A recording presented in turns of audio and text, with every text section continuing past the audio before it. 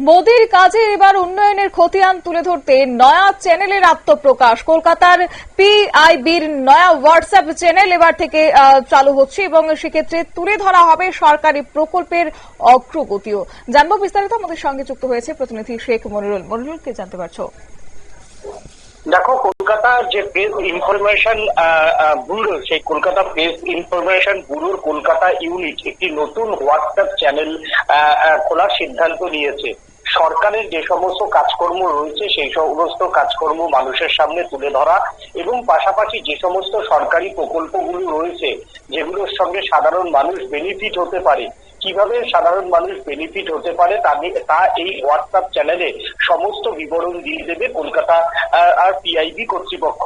এবং কলকাতা পিআইবি কর্তৃপক্ষর যেটা ধারণা যে বহু প্রকল্প রয়েছে যেগুলো থেকে সরাসরি জেলা শাসকের মাধ্যমে বা স্থানীয় জনপ্রতিনিধিদের মাধ্যমে সাধারণ ভোক্তারা লাভবান হতে পারেন।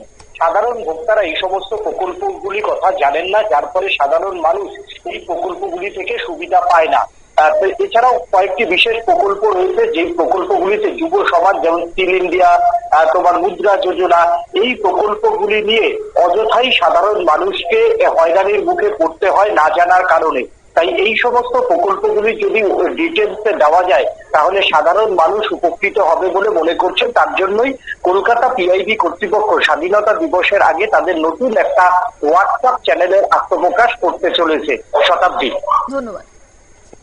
আপনারা শুনলেন, অর্থাৎ পিআইবি এবার কলকাতার নতুন এই হোয়াটসঅ্যাপ চ্যানেল খুলছে যেখানে ভারত সরকারের যে প্রকল্পগুলি রয়েছে এবং সাধারণ মানুষ কিভাবে উপকৃত হতে পারবেন, বিশেষ করে যুবরা কিভাবে সেই ক্ষেত্রে সুবিধা লাভ করতে পারবেন, সেই সমস্ত বিষয় নিয়ে কিন্তু এই নতুন চ্যানেলের আত্মপ্রকাশ হয়েছে স্বাধীনতার প্রাক্কালে।